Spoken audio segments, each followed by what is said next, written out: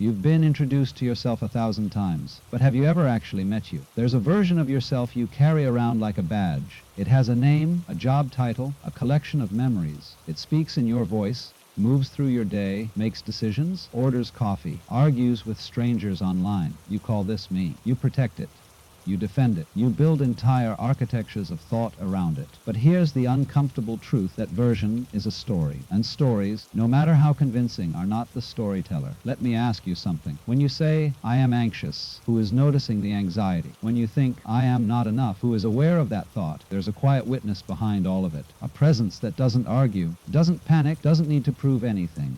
That presence has been there your entire life, silent, steady, untouched by the chaos of your thinking. But somewhere along the way, you confused the noise for the signal. You started believing the inner narrator was you, the one who rehearses conversations that haven't happened yet, the one who replays moments from 5 years ago, editing them, rewriting them, trying to win arguments that are already over.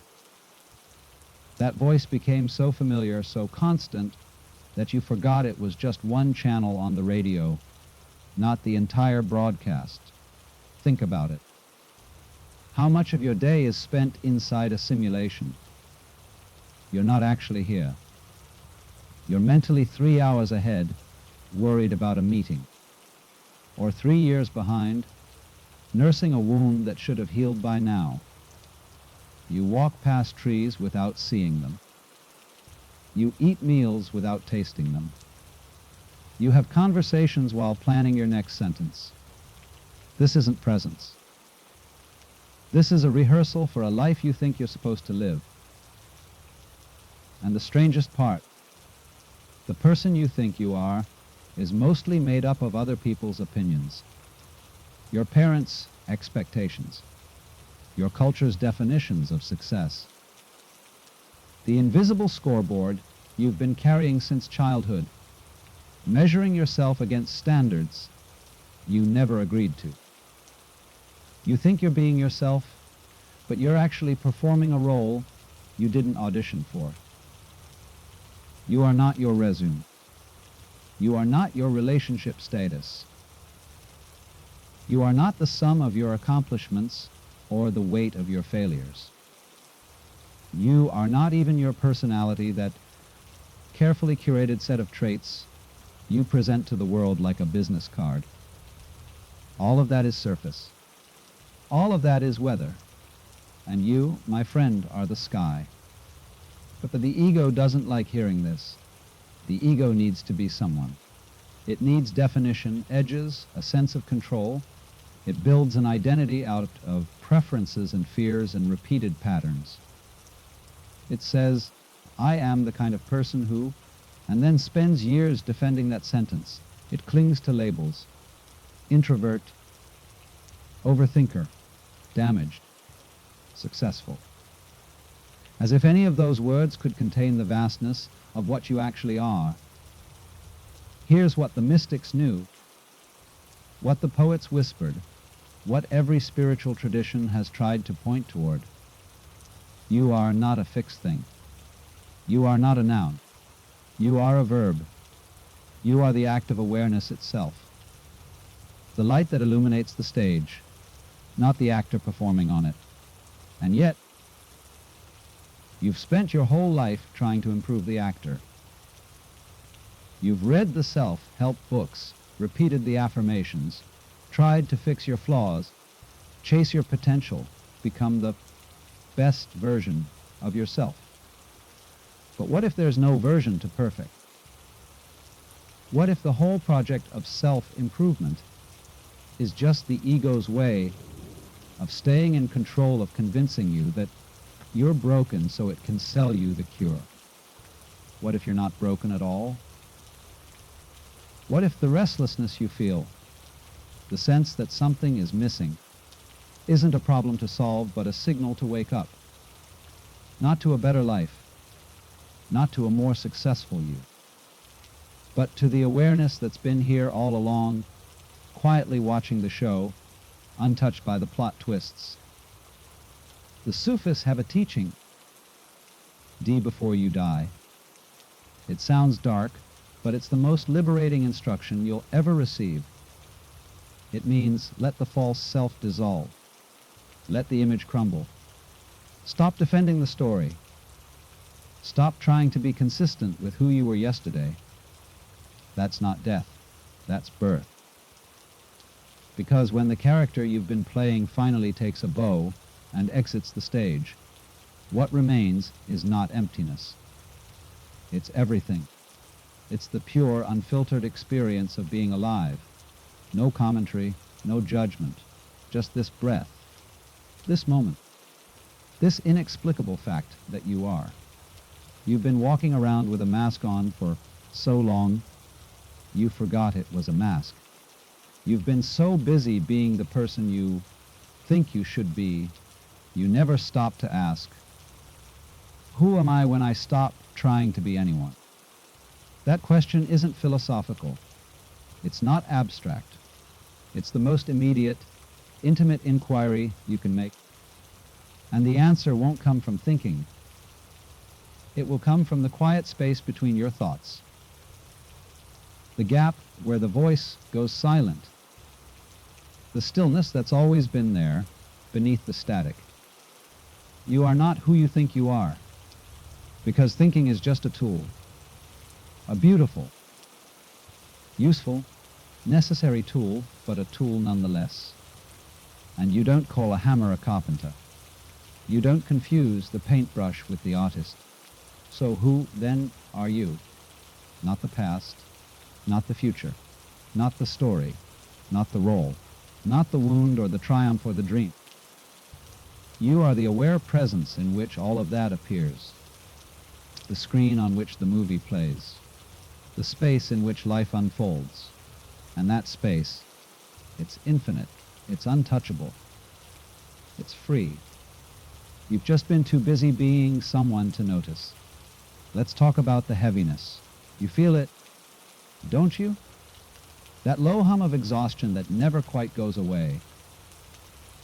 You wake up and it's already there, waiting for you like an uninvited guest.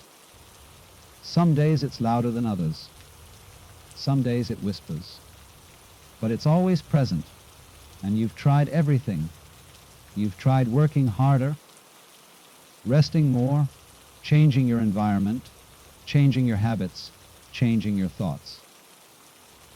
You've tried affirmations and gratitude journals and morning routines. And maybe those things help for a moment. But then the weight returns. Because the weight isn't coming from your circumstances. It's coming from the effort of being someone. Think about how much energy it takes to maintain your self-image, to be consistent, to live up to your own standards, to make sure people see you the way you want to be seen. It's exhausting. You're constantly editing yourself, curating your responses, performing your identity. Even when you're alone, you're performing for the invisible audience in your mind, for the version of yourself you think you should be. You can't relax because relaxing feels like losing, like slipping, like letting the mask fall. And what if someone sees the real you underneath? What if you see it? So you keep going, you keep building, you keep defending, you keep probing. And with every layer you add to the identity, the weight increases. The armor gets heavier. The performance gets more exhausting. Until one day you realize, I don't even know what I'm protecting anymore. The irony is this: the self you're working so hard to maintain doesn't actually exist. It's a construct, a mental hologram, a story that updates itself every time you have a new experience, a new thought, a new fear. It's not solid. It's not permanent. It's not even consistent. You are not the same person you were 10 years ago. You're not even the same person you were this morning. But the ego doesn't want you to see that. Because if you see that, if you really get it, the whole game collapses. And the ego's job is to keep the game going, to keep you identified with the character, to keep you believing that this role is who you are. Here's what no one tells you: you are allowed to stop. You are allowed to let the character rest. You don't have to be the hero of your own story. You don't have to have it all figured out. You don't have to be strong or wise or impressive or even consistent. Those are just costumes. And costumes can be taken off. The Buddha said, let go or be dragged. Most people choose to be dragged. They cling to their identities like lifeboats, even as those identities sink them. They hold on to their wounds, because at least wounds are familiar. They hold on to their achievements, because at least achievements feel like proof. Proof that they matter. Proof that they exist. But you don't need proof.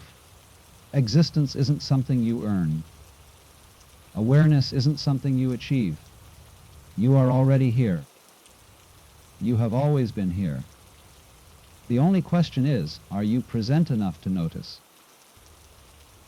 Let me tell you what happens when you stop trying to be someone. At first, there's panic. The mind doesn't know what to do without a project. It scrambles. It invents new problems. It resurrects old fears. It says, if I'm not this, then what am I? And that question feels terrifying. But if you can sit with that terror, if you can let it move through you, without running, you'll discover something extraordinary. Beneath the panic is peace. Beneath the fear is freedom. Beneath the noise is a silence so vast, so gentle, so utterly without agenda, that you'll wonder how you ever missed it. That silence is not empty. It's full. It's the fullness of being without becoming. The richness of presence without purpose. It doesn't need to go anywhere or achieve anything. It's complete exactly as it is. And so are you. But you've been taught to distrust that silence.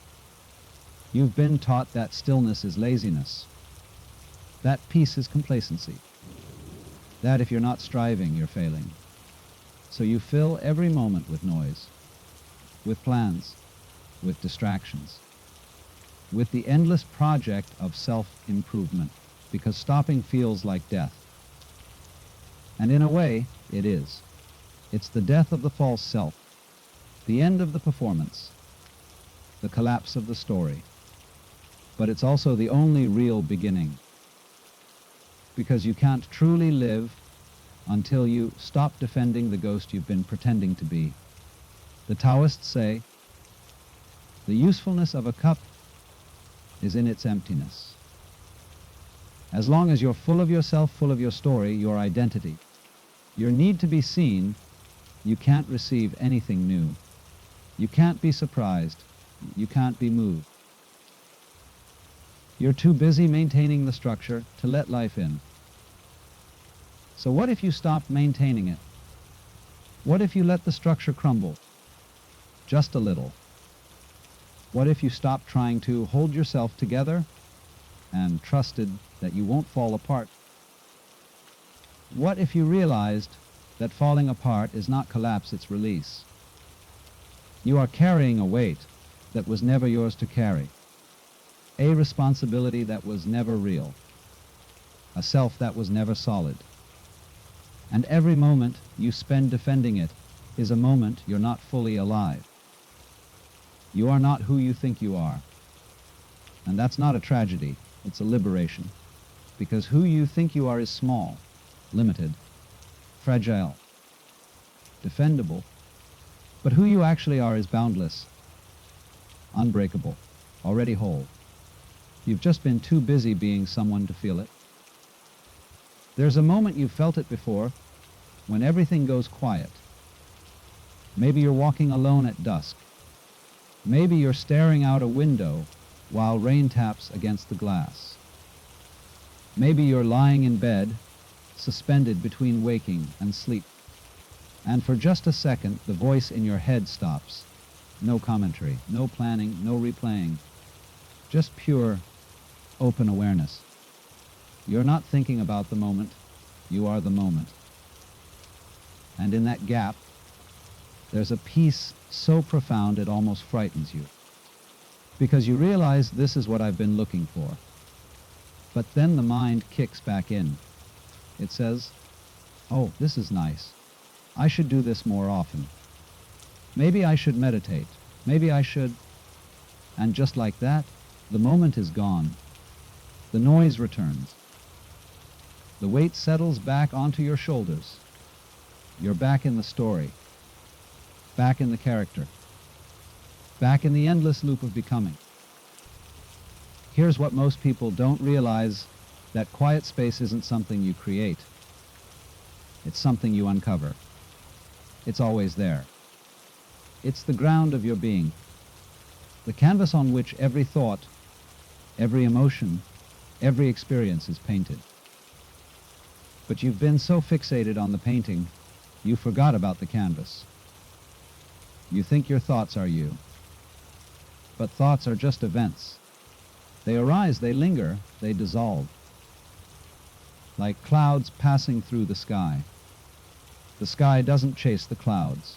It doesn't cling to them. It doesn't identify with them. It simply allows them to pass. And when the clouds are gone, the sky is still there, clear, open, untouched. You are the sky, not the clouds. But you've been so busy managing the clouds, trying to control them, suppress them, improve them, that you've lost touch with the vastness that contains them. You've mistaken the weather for the atmosphere.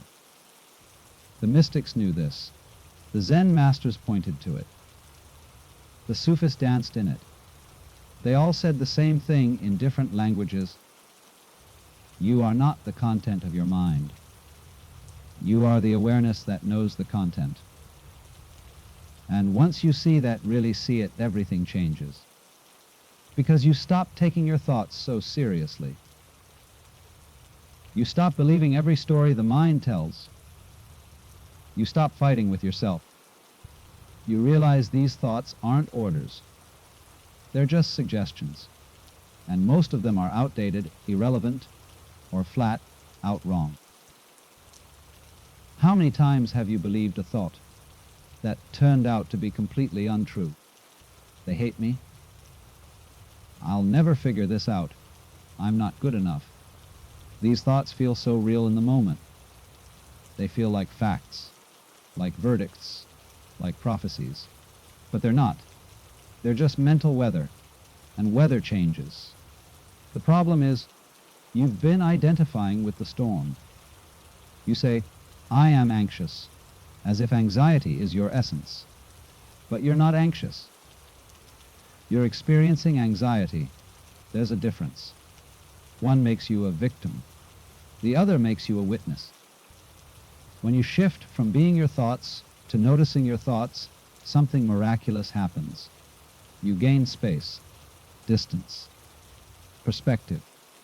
You stop collapsing into every emotion. You stop drowning in every fear. You realize, I am not this. I am what's aware of this. And that awareness, it's never disturbed. It's never confused. It's never broken. It doesn't need fixing because it's not a thing. It's the space in which all things appear. The light by which all things are seen. The stillness beneath all movement. You've been looking for peace in all the wrong places. You've been trying to fix your circumstances, improve your mind, control your emotions. But peace isn't something you achieve. It's something you already are. You've just been too distracted to notice. Here's a simple practice. Not something to add to your routine.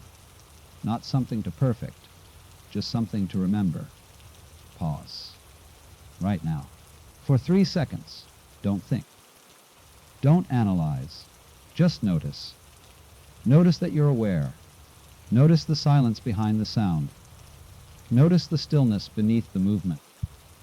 Notice the space in which this moment is happening. That space is you. Not the cluttered, anxious, overthinking version of you. The real you. The one that's been here all along, untouched by time, untouched by story, untouched by suffering. The mind will tell you this is too simple. It will say, but what about my problems? What about my future? What about all the things I need to do? And yes, those things exist. But they exist in awareness, not as awareness. Awareness is the container. The problems are the content. And the container is always bigger than what it contains. You don't have to get rid of your thoughts. You don't have to stop planning or stop caring or stop being human. You just have to remember that you're not only those things. You're also the vast, open, unchanging presence in which all of those things occur. The Sufis have a beautiful phrase, "Di to yourself, and you will meet the beloved." The beloved isn't some external deity. It's the truth of what you are beneath the costume. It's the awareness that's been here all along, patiently waiting for you to come home. And coming home doesn't require a pilgrimage. It doesn't require years of meditation or spiritual mastery. It just requires a willingness to stop, to pause, to notice the space between your thoughts, to rest in the silence that's always been here. You are not who you think you are, because thinking is just one small function of what you are. You are the awareness that makes thinking possible, the presence that gives meaning to every moment, the stillness that holds every storm, and that presence, it's never been lost. It's never been damaged. It's never been anything other than whole. You've just been too busy thinking to notice. So what now? You've read this far. Maybe something has shifted. Maybe you've felt a flicker of recognition, a sense that there's more to you than the story you've been living. Or maybe you're still skeptical. Maybe the mind is already building its case, explaining why this doesn't apply to you, why your situation is different, why you still need to figure things out before you can afford to be present. That's okay. The mind will do what the mind does. Let it. You don't have to fight it. You don't have to silence it. You just have to stop believing it's the only voice in the room. Here's the truth. You are not a problem to be solved. You are not a project to be completed. You are not broken, lacking, or insufficient. You are already whole. You have always been whole. The only thing that's ever been missing is the recognition of that wholeness. And that recognition doesn't come from more information. It doesn't come from another book, another teacher, another insight. It comes from a simple, radical shift in attention. From looking out at your life to resting in the awareness that's living it. Most people spend their entire lives trying to get somewhere, trying to become someone, trying to earn their place in the world. They chase success, love security, meaning believing that once they achieve enough, once they accumulate enough, once they become enough, then they'll finally be okay. But it's a trap, because the finish line keeps moving, the goal keeps changing, and every achievement, every milestone, every moment of arrival is followed by a new restlessness, a new hunger, a new sense that something is still missing. What if nothing is missing? What if the sense of lack isn't a diagnosis, but a misunderstanding? What if you've been whole all along, and the only problem is that you've been looking in the wrong direction? You've been looking toward the future, thinking peace is something you'll find when your life finally aligns with your expectations. But peace isn't in the future, it's here. Now, in the space between your thoughts, in the pause between your breaths, in the stillness that's always been present, quietly holding every moment of your life, you've been looking outward. Thinking fulfillment is something you'll find in achievement or recognition or love. But fulfillment isn't something you acquire. It's something you are. It's the natural state of being that emerges when you stop resisting what is. You've been looking at yourself, your flaws, your wounds, your patterns, thinking you need to fix yourself before you can be free. But freedom isn't a reward for self-improvement. It's the recognition that the self you've been trying to improve is a fiction. So here's the invitation: stop trying to be someone. Not forever. Not as a philosophy. Just for a moment. Just for this breath. Let the character rest. Let the story pause. Let the mask fall. And notice what remains. What remains is not emptiness, it's presence. Pure, aware, awake presence. The same presence that's been with you since birth. The same presence that will be with you until death. The same presence that is you beneath every layer of identity, every twist of thought, every wave of emotion. This isn't a belief system. This isn't a spiritual achievement. This is the simplest, most immediate truth. You exist. You are aware. And that awareness is not separate from life. It is life. You don't have it. You are it. And when you rest in that awareness, even for a moment, something extraordinary happens. The weight lifts. The urgency dissolves. The need to become someone, to prove something, to achieve something, it all fades into the background. Not because you've given up, but because you've remembered what was never lost. You don't need permission to be free. You don't need credentials. You don't need to wait until you've healed all your wounds or figured out all your problems. You can be free right now, in this moment, in this breath, simply by recognizing that you are not the character in the story, you are the awareness that's reading it. The ancient sages called this awakening. But awakening isn't a mystical event reserved for monks and mystics. It's not a lightning bolt moment that changes everything forever. It's a quiet, gentle shift, a recognition that happens in the space between thoughts. And it's available to you right now. Not because you've earned it, but because it's what you already are. You've been searching for yourself in all the wrong places. In your achievements, in your relationships, in your plans for the future, in your memories of the past. But you're not there. You've never been there. You're here, right here, right now, in the stillness that holds it all. And the moment you see that really see it, you'll laugh. Because it's so obvious, so simple, so utterly ordinary. You've been looking everywhere for something that was never hidden. You've been trying to become something you've always been.